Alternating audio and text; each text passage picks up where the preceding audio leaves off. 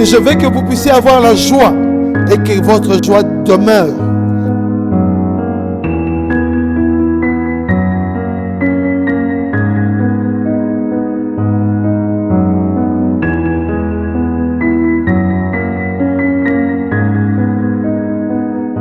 Gloire à notre Dieu, il est vivant, puissant. Que Dieu puisse vous bénir, vous remplir de sa présence, parce qu'il est le Seigneur, le Dieu qui opère dans l'invisible. Il touche nos vies et change les circonstances de notre vie. On a choisi de marcher avec le Seigneur. On a choisi de demeurer ensemble avec le Seigneur, parce qu'il a un plan de gloire, de merveille dans notre vie. Alors, dans ce moment ici, nous sommes là pour émerveiller la gloire de ce que Dieu a établi pour nous. Si tu es un enfant de Dieu ou tu veux faire encore un pas pour connaître le Seigneur, c'est le moment juste où tu peux adorer ton Éternel. Tu peux adorer celui qui nous a appelés de monde de ténèbres au monde de la lumière en Jésus-Christ. Et sache que c'est lui qui vit à jamais, c'est Jésus-Christ. Il est là dans notre vie, il nous a promis, il a dit, je ne vous laisserai pas seul, je vais vous accompagner dans votre histoire. Et nous savons que Jésus-Christ est avec nous. Sa grâce est avec nous, il est en train d'œuvrer, de manifester sa gloire. Il est en train de se révéler dans notre vie. Alors, chaque chose qu'on est en train de faire, on doit toujours se référer à sa grâce. Alléluia. Bien-aimés dans le Seigneur, ce sont des opportunités que Dieu nous donne chaque jour.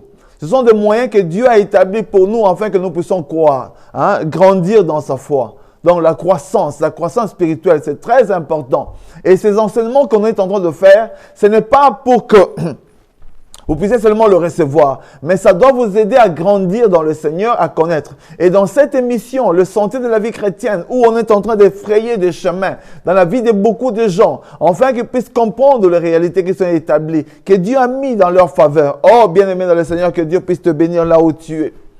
Que Dieu puisse te visiter dans le moment où tu es en train de rentrer, le matin ou le soir, quel que soit le moment, quel que soit le lieu où tu es. Mais sache que ce message est destiné pour toi. Ce message de la foi est destiné pour toi, afin que Dieu puisse venir raviver ton âme. Que Dieu puisse soutenir ta foi, afin que tu puisses aller de l'avant, produire des fruits dignes de la repentance. Parce qu'on a choisi le Seigneur, mais la plupart de fois, on ne sait pas marcher avec le Seigneur. La plupart de fois, on est limité par les circonstances de notre vie. La plupart de fois, on a fait de choix, de choix erronés dans notre vie. Il y a beaucoup de gens qui dans leur marche, ils sont tombés. Ils n'arrivent plus à se relever. Parce que, quelque part, ils se trouvent un peu condamnés, ils se voient condamnés dans leurs péchés, dans leurs erreurs, dans ce qu'ils ont fait hier. C'est ce qu'ils avaient déjà dit au Seigneur, je ne vais plus tomber, je ne vais plus faire ça. Mais à la fin, ils sont tombés, ils sont restés là.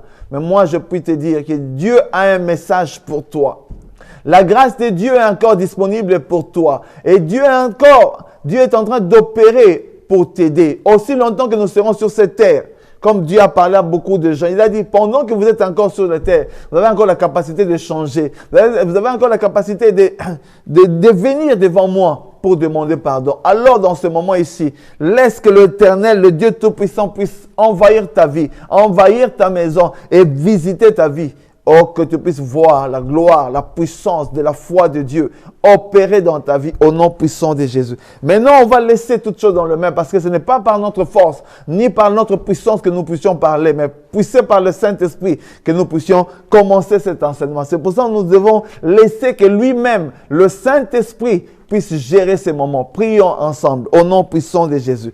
Dieu Tout-Puissant, nous sommes là devant toi et nous voulons laisser ce temps ici dans tes mains. Nous voulons laisser ces enseignements dans tes mains, Seigneur. Les enfants que tu as établis, les personnes que tu as attirées à travers ces messages, Seigneur mon Dieu, qu'ils puissent recevoir ces messages, qu'ils puissent voir leur foi changer, qu'ils puissent voir leur vie changer, qu'ils puissent être touchés, oh Seigneur, contaminés par ta gloire.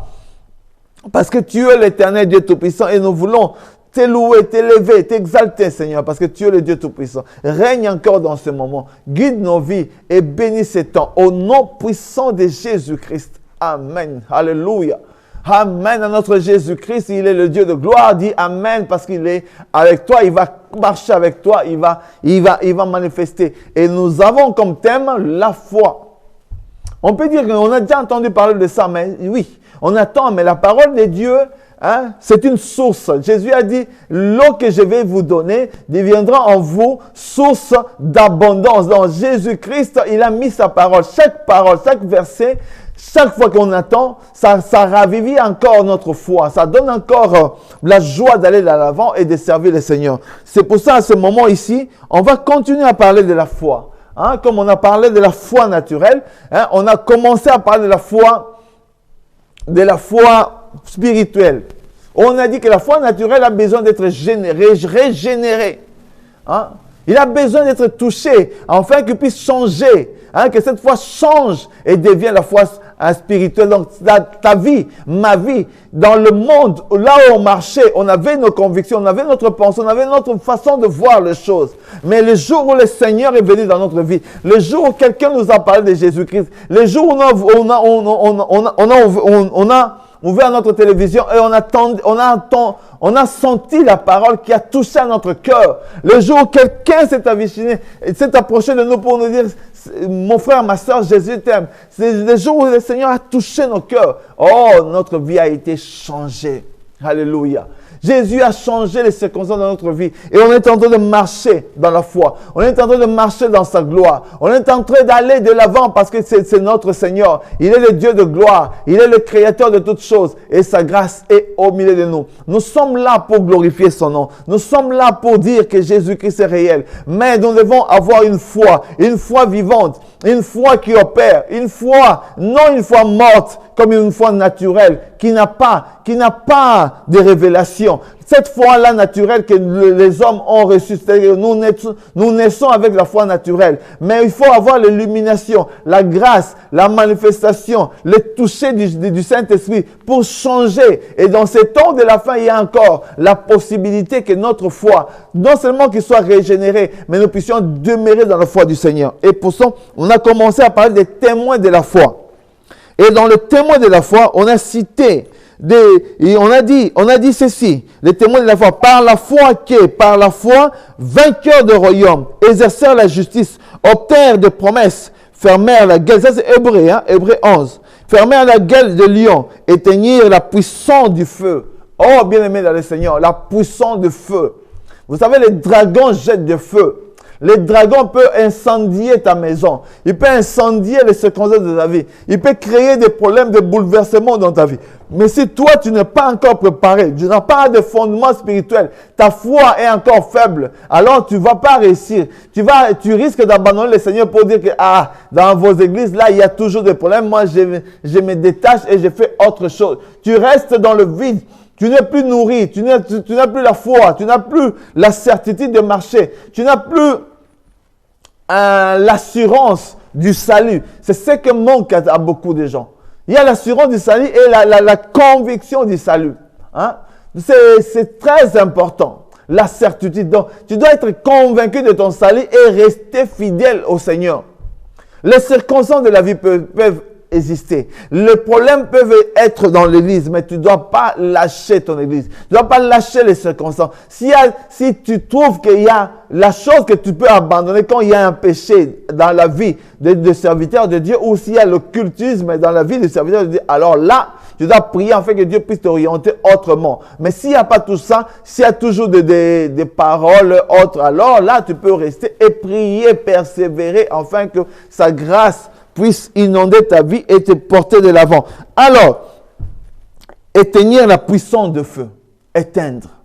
La foi a la capacité d'éteindre. Vous savez, Jésus nous a donné une puissance. C'est sa parole. La parole qu'on a, c'est une puissance. C'est une bombe à retardement. Les enfants de Dieu n'arrivent pas à utiliser cette bombe-là. Alors, moi, je peux te dire, bien-aimé dans le Seigneur, c'est très important. C'est très important de vérifier nos vies et de voir ce que nous, on peut faire par rapport au Seigneur. Tu as reçu le Seigneur, oui. Est-ce qu'il a changé ta vie? Oui. Est-ce que tu as une vie de prière? Alors, c'est là où il y a des problèmes. Les gens qui n'arrivent pas à prier, surtout les gens qui se sont détachés des églises. Autrefois, ils étaient zélés, ils allaient de l'avant, mais quand il y a eu le feu, quand il y a eu des problèmes, des difficultés, ils se sont retirés. Ils ont fait eux-mêmes leur propre église, comme Dieu a dit que vous êtes le temple du Saint-Esprit. Ils se sont fait même leur propre église Et maintenant, ils se sont refroidis dans leur foi. Vous savez, le premier mois, tu peux rester encore. Les 6 mois encore, tu peux rester. Après une année, c'est là où on constate que beaucoup de gens qui se sont détachés des églises, ils ont commencé à crouler. Oh, que Dieu puisse t'aider. Si tu vois déjà que tu es en train d'entrer sur la terre, alors c'est le temps de te relever. C'est le temps de dire, Seigneur, guide-moi, donne-moi une orientation où je vais aller pour te servir, pour faire ta volonté. C'est très important. Ils échappèrent au tranchant de l'épée, guérir de leur maladie.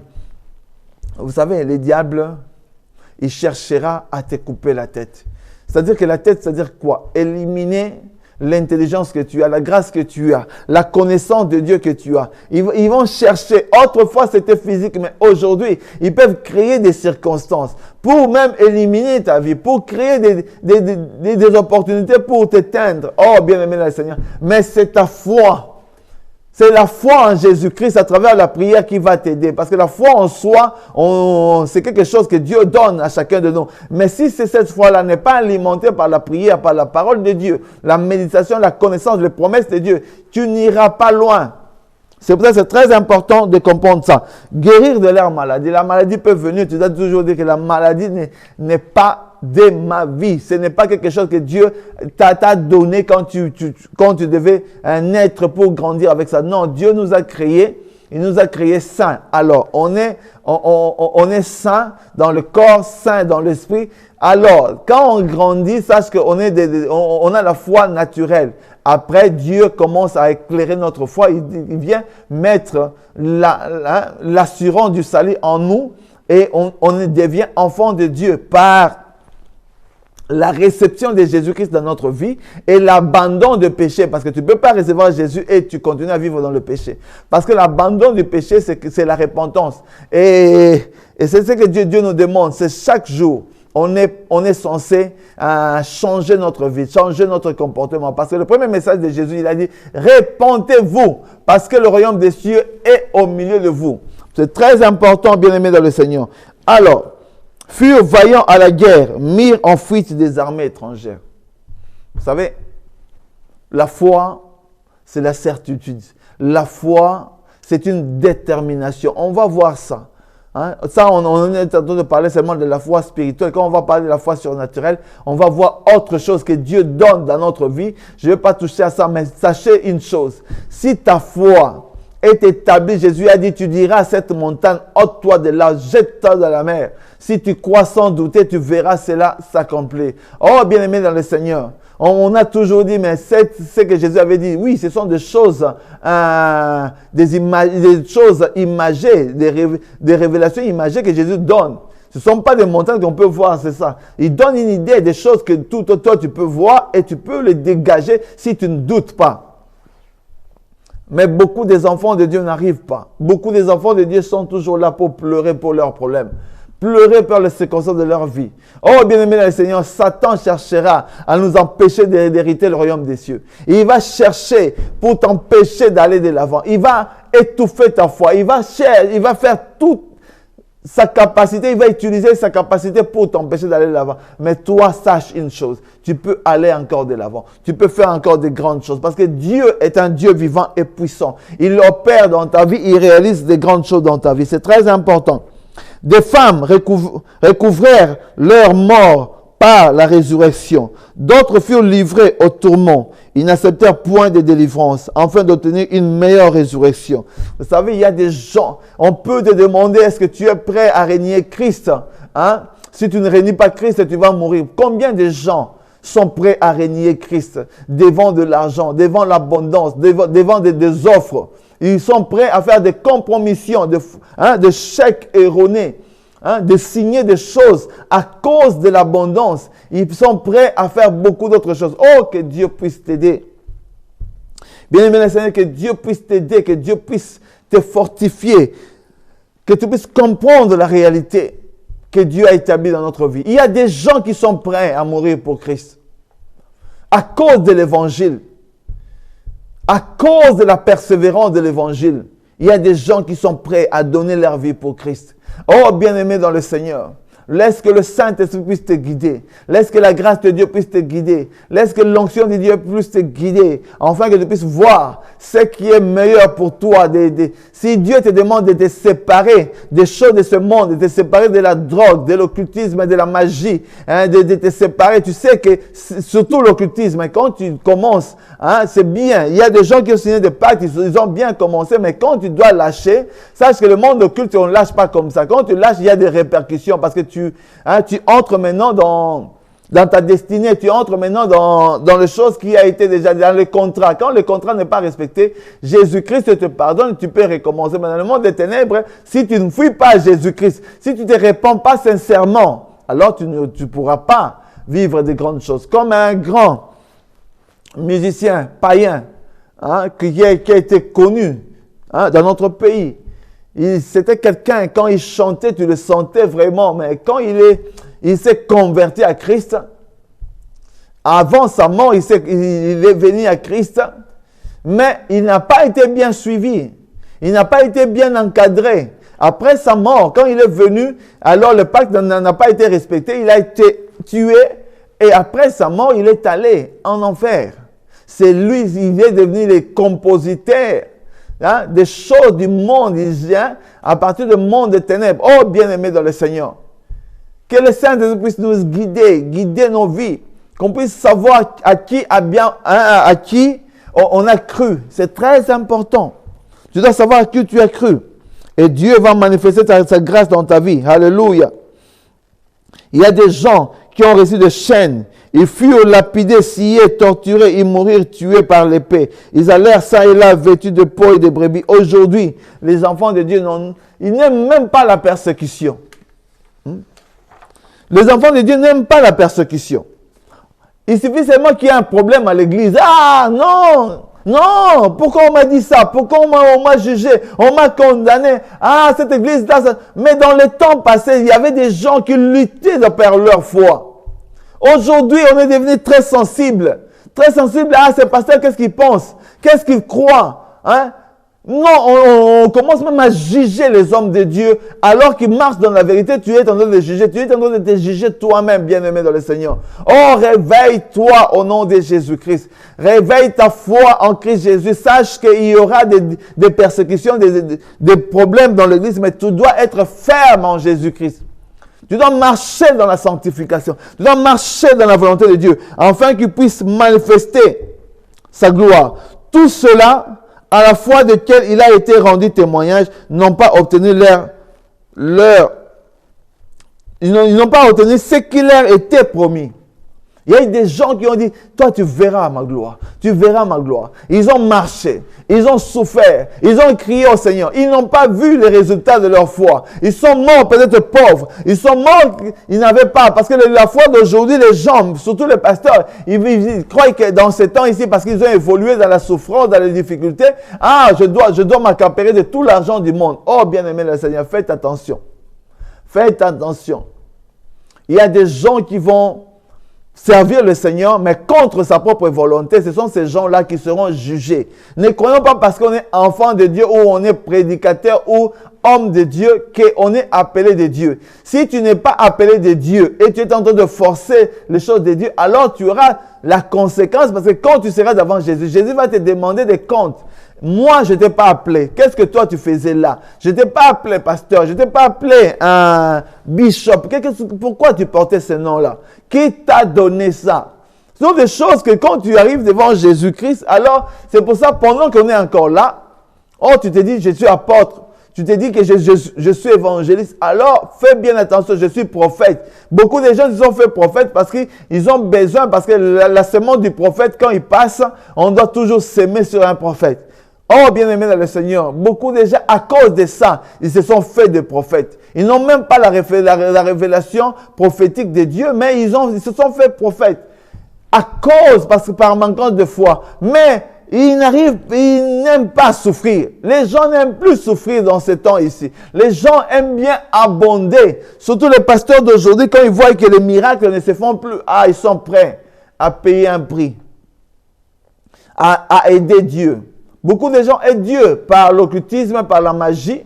Alors tu vas toucher et tu viens et tu vois Tu vois les choses marcher.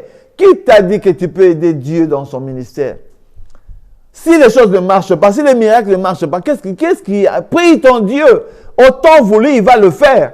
L'essentiel c'est que tu sois toujours dans la volonté de Dieu. La croissance de l'Église, parce que les gens, à cause de manque d'argent, à cause de non travailler, parce qu'il y a des gens qui doivent comprendre que Dieu t'a appelé à travailler. Tu n'es pas à temps plein. Il y a des pasteurs comme ça.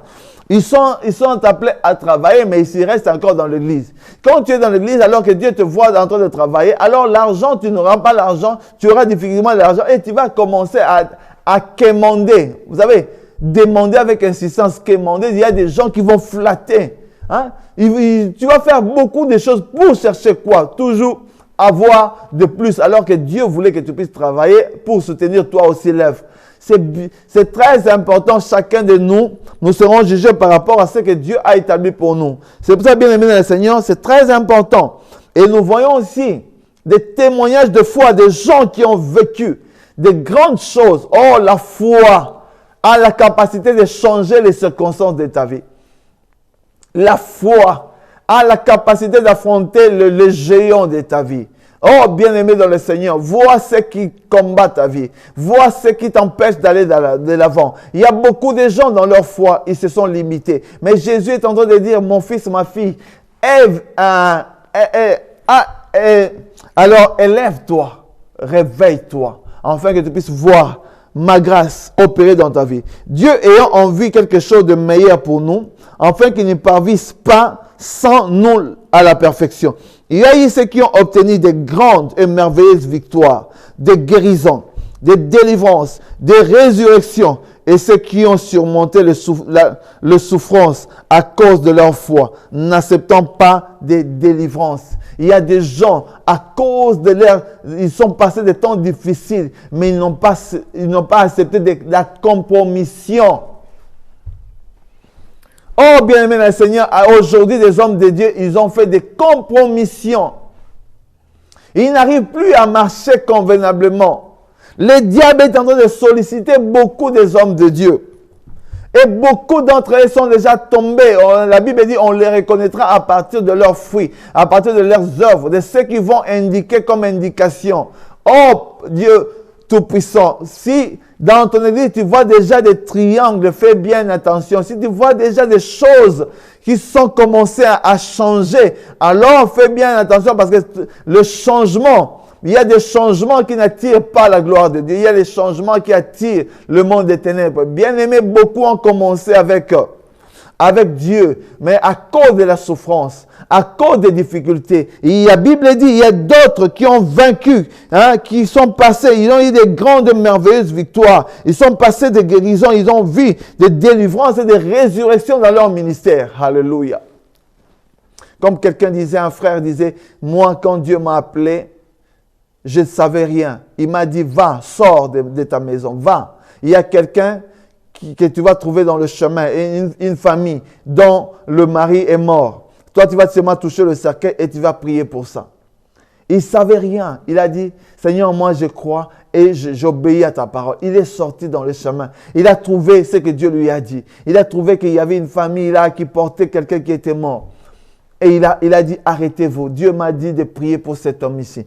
Et lui, il a prié. Et directement, l'homme était retourné à la vie. La résurrection. Oh, les gens ont besoin de voir, mais les gens ne veulent pas souffrir avec Christ.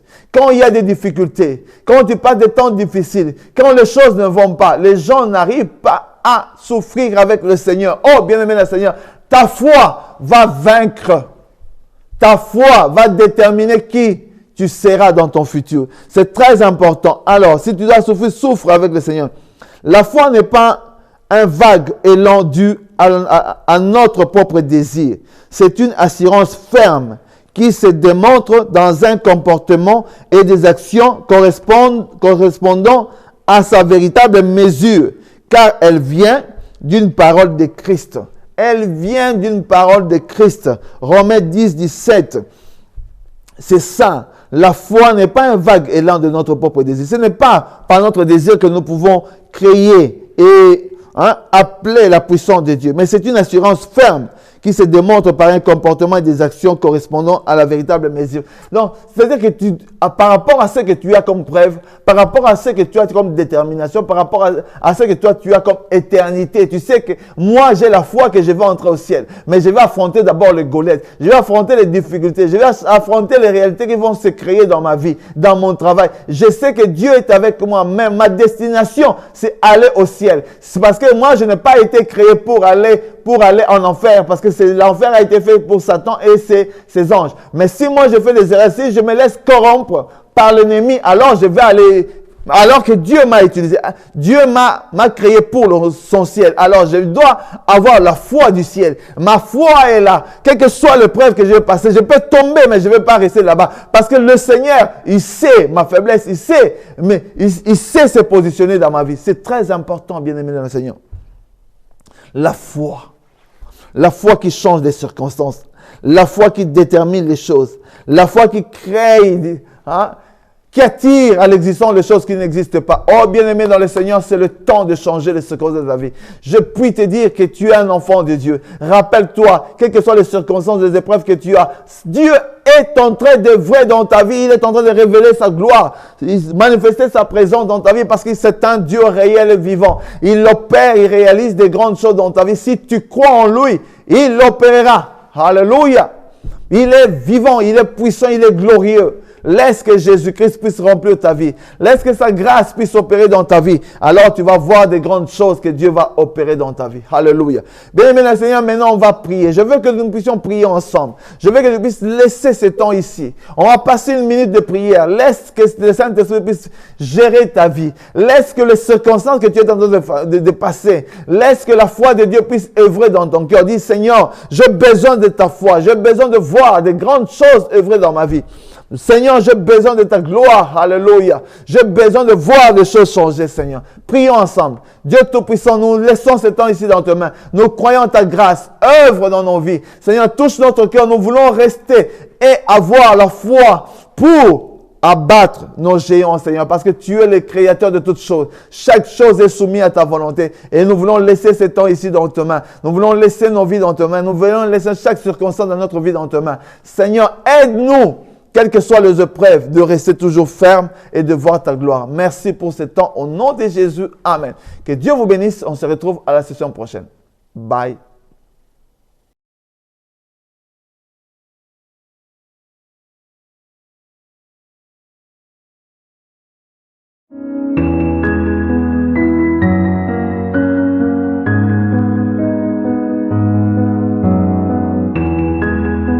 Je veux que vous puissiez avoir la joie et que votre joie demeure.